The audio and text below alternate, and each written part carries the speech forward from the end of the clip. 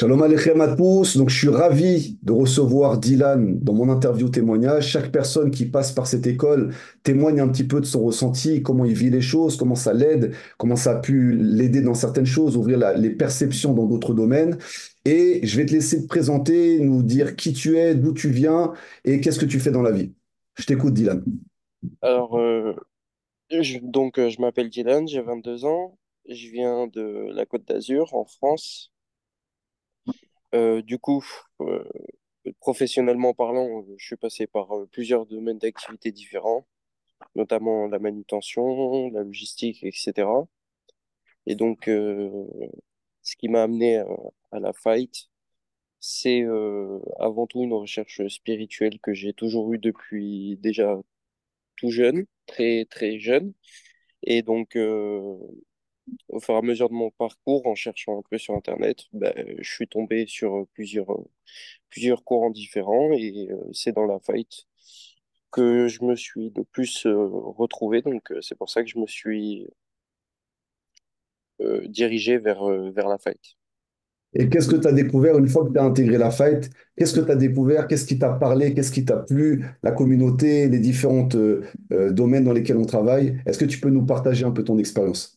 Ben, ce qui m'a plu, c'est un peu tout parce que du coup, au final, il y a pas mal d'échanges. Il y a des personnes qui sont un peu de partout dans l'international. Donc, au final, il y en a au Canada, il y en a en Israël, il y en a en France, un peu différents parties de la France. Donc, comment dire, personne se juge, ça permet d'échanger aussi. En communiquant avec les autres personnes qui sont à l'étranger, des fois on se rend compte que finalement ce qu'on voit aux infos et l'image qu'on se fait aussi des autres pays, comment ça se passe, tout ça, c'est pas forcément la bonne. Que au final on a énormément d'a priori. Et c'est là qu'on se rend compte à quel point justement ce genre de communauté comme la fight, parce que je pense pas qu'on soit les seuls, mais en tout cas pour la fight, c'est aussi ce qui fait la force et c'est essentiel, je trouve. Ensuite, après sur le plan spirituel, du coup, il y a les études de la paracha qui sont très très profondes, qui sont ouvertes aussi. Donc voilà, chacun donne son avis, ça permet d'ouvrir ses horizons, de pas s'enfermer dans son interprétation et dans ses pensées personnelles. Donc ça permet de s'ouvrir aussi un peu aux autres. Moi, qui ai pas mal enfin, qui ai du mal des fois à m'ouvrir aux autres, ça m'a permis de voir des personnes qui étaient en recherche un peu comme moi. Et donc enfin, pour ma part, en tout cas, ça m'aide beaucoup, ça m'apaise beaucoup et ça m'aide à aller de l'avant. Ensuite, après, pour le côté sportif, bah, du coup, ça permet d'évacuer. Ça me permet de me canaliser au niveau, moi, de mes émotions. Après, voilà, c'est un travail qui est de longue haleine, mais quoi qu'il arrive, au niveau sportif, l'objectif, il est de stabiliser, en tout cas pour ma part, de stabiliser au niveau émotionnel, qui permettra de stabiliser le mental. Et au fur et à mesure, du coup, ben, forcément, avec le travail, donc les études, de la paracha, les échanges et tout ça, ben forcément, après, il y a tout qui se suit. C'est d'ailleurs pour ça que tu l'appelles le travail à 360 degrés, je pense, et c'est le cas. Justement, tu as ouvert un peu la voie, c'est-à-dire chaque personne que j'ai au téléphone avant, on a des échanges. Et toi, quelles étaient un peu tes problématiques avant de rentrer dans la fight? Tu as parlé un petit peu le fait de travailler sur la partie émotionnelle. Est-ce que tu peux approfondir là-dessus sur ce qui t'a amené justement à vouloir travailler sur toi? J'avais beaucoup de colère. J'ai pas mal d'excès de colère. J'ai vu plusieurs psychologues, mais même les psychologues, quand ils me voyaient, ou les psychiatres ou quoi, ils n'avaient pas grand-chose pour moi. Euh, j'ai pas, un peu avant la fight, j'ai essayé des médicaments et tout ça. Alors, j'ai pas essayé très longtemps. Mais ils m'ont mis à petite dose parce que voilà, ils savaient que je pouvais très vite, moi, dû à mon cas, euh, avoir une addiction aux médicaments. Donc, vraiment, les médecins, ils ont été très attentifs à ce sujet et ils ont essayé de m'en donner qu'il y avait pas de grande accoutumance. Mais en tout cas, ça m'aidait pas quand même. Ils pouvaient rien. Ça m'est arrivé de voir une psychiatre et puis la séance d'après, en fait, la semaine suivante, de lui analyser la séance mieux qu'elle-même l'avait analysée. Donc, voilà, à partir de là, il y a pas grand, je pense qu'il n'y a pas grand monde qui peut t'aider à part toi-même. Et puis, ben, enfin, je pense on n'est pas des dieux, on est loin d'être des anges, on est loin d'être des saints aussi.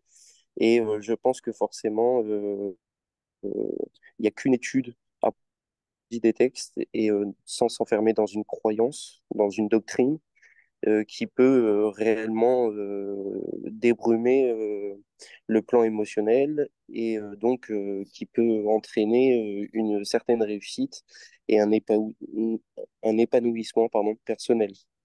Ok, bon. Parce que toi, tu es Voilà. assez jeune. Je sais pas si tu as dit ton âge au début, mais bon, Non, j'ai 28 ans, ouais.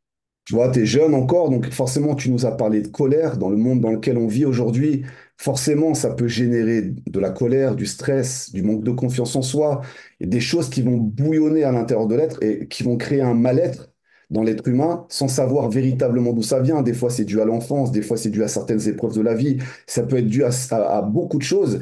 Et est-ce que justement, en étudiant la Torah, en travaillant sur le sport, en travaillant sur les émotions avec Elisa, est-ce que ça t'aide dans ce domaine-là à mieux maîtriser ta colère, à mieux maîtriser justement ta partie émotionnelle?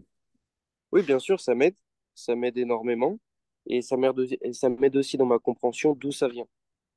Dans le sens où au quotidien, au final, on peut vite facilement. Alors, je vais prendre l'exemple pour la famille, par exemple. La famille, forcément. Bon, moi, mon cas est que je vis loin de ma famille et que là où je suis, ben, je suis tout seul. Donc, je les ai pas souvent au téléphone, tout ça. Je peux pas leur parler de mes opinions et tout parce que ben, tout de suite, ils ont une image de moi du passé qui est, voilà, à chaque fois, ils me le remettent dans les dents. Donc, je peux pas leur en vouloir, mais en même temps, euh, ils sont pas en nous. Donc, au final, l'évolution, moi, que j'ai faite, s'ils veulent pas la voir, même si moi je l'ai faite, malheureusement, dans le discours, ça se ressent. Donc, au final, là où ça met dans ma compréhension au quotidien, c'est que ça vient pas forcément du passé. Ça a été un élément déclencheur, le passé, l'enfance, tout ça. Après, au quotidien, il y a forcément des petites actions à gauche, à droite, qui font que ben, soit on l'alimente et puis ça ressort, ou soit on arrive à l'étouffer et on arrive à avancer, à aller de l'avant. Et donc là où ça m'aide réellement, c'est dans ma compréhension du quotidien, tous les jours, et de fait aussi l'importance de ne pas chercher à s'imposer. Parce qu'au final, on n'est pas tous au même niveau d'éveil et on n'est pas tous aussi dans la recherche. Certains ne recherchent pas, ils préfèrent rester dans l'illusion, je trouve, euh, globale et enfin, après chacun pour ses raisons. Tout dépend du cas par cas, mais sans approfondir, en tout cas, voilà, rester enfermé dans l'illusion. Il y en a qui préfèrent, ils sont mieux comme ça. Euh, voilà, le bête un peu heureux, voilà. Et, et comment dire, et après, on peut pas non plus leur imposer, et peut-être qu'eux, ils ont raison pour leur part. En tout cas, voilà. Après, moi, personnellement, j'ai voulu quand même toujours chercher à comprendre. Et j'ai voulu toujours aller de l'avant dans ma compréhension. Donc après, je pense qu'il faut un certain courage aussi, parce que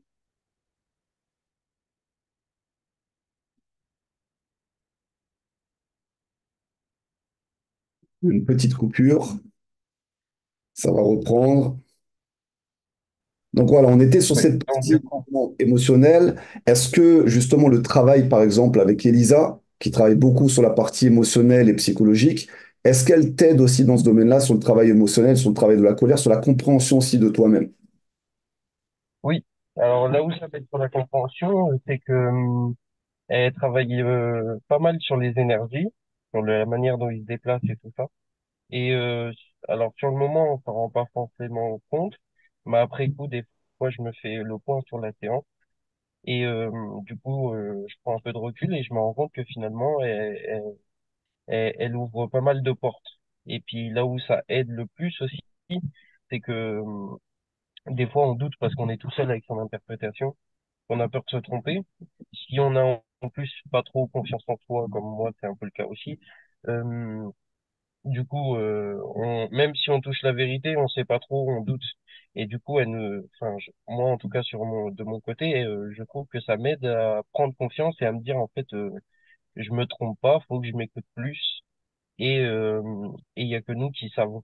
Les autres, après, personnes extérieures, que ce soit familiales, amis ou peu importe, ils peuvent nous aider ou pas, mais si nous, il y a un moment donné, on s'écoute pas, euh, on peut pas être vraiment heureux. Tout sentiment extérieur dépend de son intérieur. On travaille aussi également ensemble sur ce qu'on appelle de la réalité augmentée, de la mémoire cellulaire. Est-ce que tu peux nous partager un peu ce que tu as ressenti un peu pendant ces séances? Pendant ces séances, alors c'est très spécial, mais j'ai l'impression de ressentir mon corps comme jamais, dans le sens où, alors je saurais pas si c'est l'être qui part dans une dimension complètement parallèle, ou si c'est le corps qui ressent vraiment tellement il arrive à une certaine fréquence vibratoire, il ressent toutes les énergies et à une échelle beaucoup plus grande. Mais en tout cas, que ce soit l'un ou l'autre, c'est vraiment très spécial. Et après, moi, ça m'aide beaucoup, j'avais du mal à rester branché sur le moment présent et tout ça. J'étais beaucoup dans ma tête sur la lune. Et, euh, et là où ça m'a aidé au quotidien, au final, c'est que je le vois. Après, il y a aussi le côté physique, avec le côté sportif, mais ça aussi, la réalité augmentée, les séances qu'on a faites, elles m'ont aidé à rester plus présent. Alors, bon, tu as tout un parcours aussi, tu as fait tes recherches spirituelles, tu es passé par plusieurs courants. Il y a peu de temps, tu as pris sur toi les 7 lois Noahides avec le Rav Cherki. Est-ce que tu peux nous partager un petit peu ton expérience et qu'est-ce qui t'a amené à faire ce choix? Alors moi, personnellement, je pensais déjà à la conversion avant de rentrer dans la fight. Donc pour moi, au jour d'aujourd'hui, c'est sûr. Je me suis posé la question, mais pour moi, au jour d'aujourd'hui, je suis sûr d'avoir une étincelle juive. Et pour moi, j'ai envie de retourner. Enfin, pour moi, clairement, j'ai envie de rentrer à la maison. C'est, je le vois pas autrement en fait. Je me vois pas rester comme ça toute ma vie. Euh, Excuse-moi, j'ai un peu les larmes qui montent parce que ça, ça me touche quand même. Mais c'est pas de la tristesse ou quoi, hein, bien au contraire. Mais mais voilà, après les sept lois Noirides, au final, je connaissais pas, j'ai découvert avec toi dans la fight. Quand de la fight m'en ont parlé, pour moi ça a été logique. Déjà parce que ben, si tout le monde on avait les lois noahides, même sans parler de croyances en Dieu ou pas en Dieu, de différentes religions, si déjà on était d'accord sur le fait qu'on arrêtait de se bouffer entre nous et de se faire des guerres pour du matériel, pour quelque chose que de toute façon on n'emporte pas avec nous, euh, qu'on se réincarne ou qu'on se réincarne pas, quoi qu'il arrive, peu importe, on peut retourner le problème dans tous les sens, le matériel on n'emporte pas avec nous, que ce soit notre corps, l'argent, la terre, tout ce qu'on veut. Donc, au final, c'est cette loi-là, elles sont, je trouve, essentielles.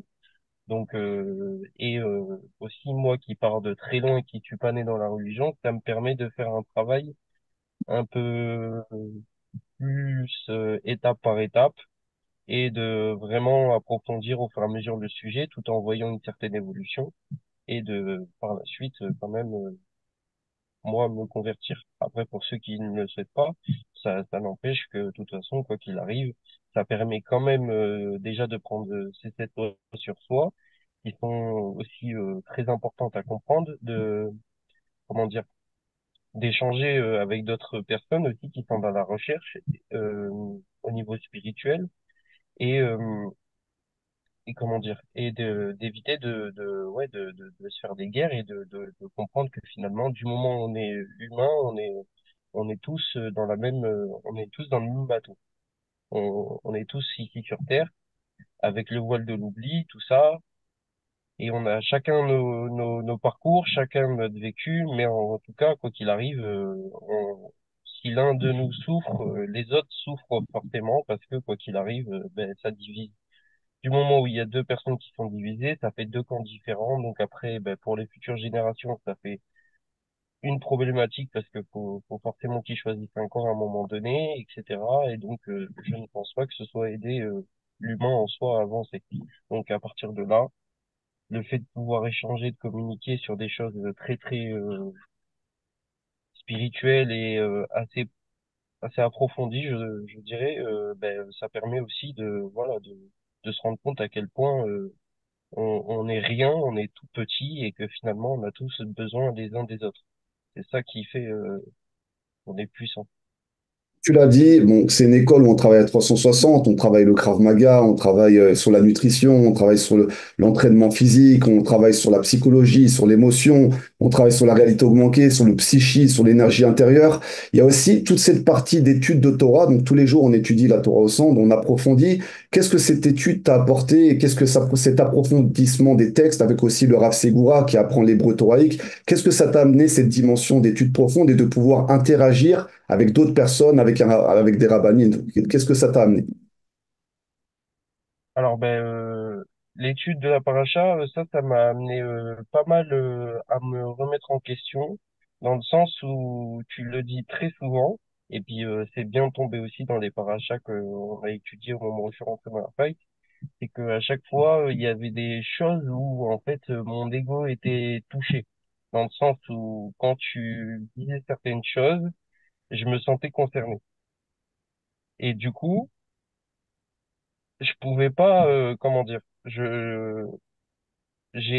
comme tu pointais du doigt le comportement qui allait pas, mais que aussi en même temps, tu approfondis le pourquoi du comment, et il est venu, euh, et puis je trouve que ton discours, même s'il y a des choses que moi je comprends pas encore totalement parce que je parle pas encore totalement l'hébreu et forcément c'est encore une autre compréhension qui sera plus profonde au fur et à mesure. Mais quoi qu'il arrive, dans ton discours, on peut que comprendre ce que tu veux dire et on peut que se pousser à se remettre en question, à comprendre aussi. Euh, à travers justement les essences de certains, parce que comme on voit d'autres personnes aussi qui sont un peu comme nous dans la même recherche, mais qui sont pas forcément avec le même vécu, qui n'ont pas forcément le même âge, ils n'ont pas forcément les mêmes mœurs, ça aide à changer d'angle de vue et à trouver sa solution à soi. Et nous, des fois aussi, enfin moi personnellement, je pense que aussi des fois, mon angle de vue aide certains à se tourner là où eux, ils auraient pas pu se tourner tout seuls. Et puis finalement, ça leur dit, ah ben tiens, là dans cet angle de vue, il y a ça qui est bien, il y a ça qui est bien, hop, je le récupère, je le mets dans ma sacoche, et puis voilà, il est là, quoi.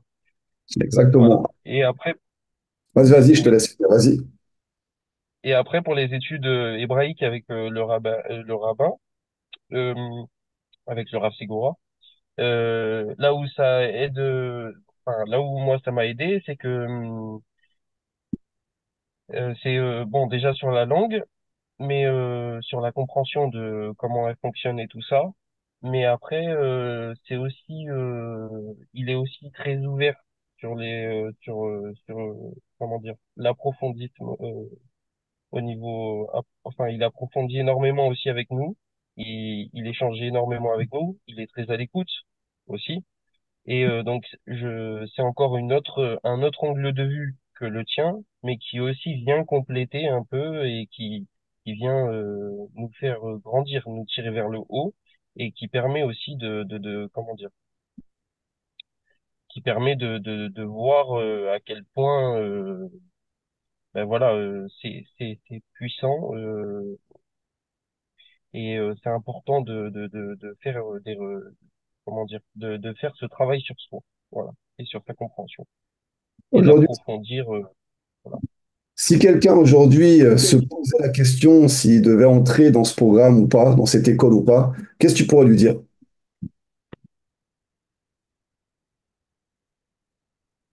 Que c'est essentiel d'y rentrer et que une fois qu'il y serait rentré, je pense qu'il se rendrait réellement compte du pourquoi, du comment il y est, donc qu'il fasse au moins l'été, parce que qui ne tente rien n'a rien, et je pense qu'au final, enfin voilà, il y a rien à perdre à essayer de rentrer dans la fight, et une fois rentré, je pense pas qu'on en ressorte aussi petit qu'on en est rentré.